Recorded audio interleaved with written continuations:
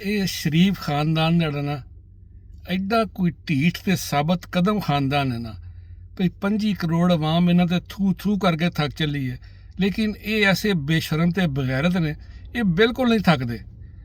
ਹੁਣ ਉੱਥੇ ਬੋਲ ਕੀ ਰਹੀ ਹੈ, ਤਕਰੀਰ ਕਰਦੀ ਹੈ ਪਈ ਕਿ ਜੀ ਮੈਂ 3-3 ਹਜ਼ਾਰ ਜਿਹੜਾ ਨਾ ਉਹ ਗਰੀਬ ਆਦਮੀ ਨੂੰ ਦਿਆਂਗੀ ਤਾਂ ਕਿ ਉਹ ਆਪਣੇ ਘਰ 'ਚ ਰਾਸ਼ਨ ਪਵਾ ਸਕਣ।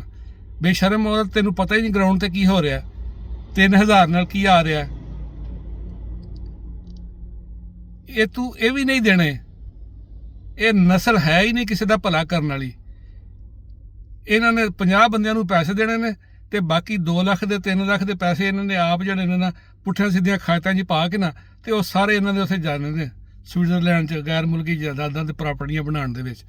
ਇਹਨਾਂ ਬਗੈਰਤਾਂ ਨੇ ਅੱਜ ਤੱਕ ਕੋਈ ਕੰਮ ਕੀਤਾ ਹੀ ਨਹੀਂ ਆਵਾਮ ਦੀ ਭਲਾ ਵਾਸਤੇ।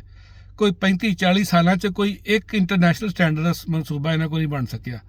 ਤੇ ਬੇਸ਼ਰਮ ਔਰਤ ਤਕਰੀਰ ਕਰਦੀ ਕਹਿ ਰਹੀ ਹੈ ਕਿ ਮੈਂ ਸਾਰੇ ਫੈਸਲੇ ਮੈਰਿਟ ਤੇ ਕਰਨੀ ਹੈ। ਬੇਸ਼ਰਮ ਔਰਤ, ਤੇਰੀ ਤੇ ਆਪਣੀ ਸਿਲੈਕਸ਼ਨ ਹੀ ਮੈਰਿਟ ਤੇ ਨਹੀਂ ਹੈ। ਤੂੰ ਕਿਹੜੀ ਸੀਟ ਤੇ ਆਈ ਹੈ? ਖੋਤੇ ਦੀ ਪੁੱਤਰ ਆਪ ਜਿਹੜੀ ਹੈ ਨਜਾਇਜ਼ ਸੀਟ ਤੇ ਆਈ ਹੈ। ਹਰਾਮ ਸੀਟ ਤੇ ਬਹਿ ਕੇ ਹਰਾਮ ਤਨਖਾਹ ਲੈ ਰਹੀ ਹੈ। ਕਿਸੇ ਮੌਲਵੀ ਕੋਈ ਪੁੱਛ ਲੈ, ਤੂੰ ਆਪ ਹੀ ਜਿੱਤੀ ਨਹੀਂ ਸਾਂ। ਬੇਸ਼ਰਮ ਔਰਤ।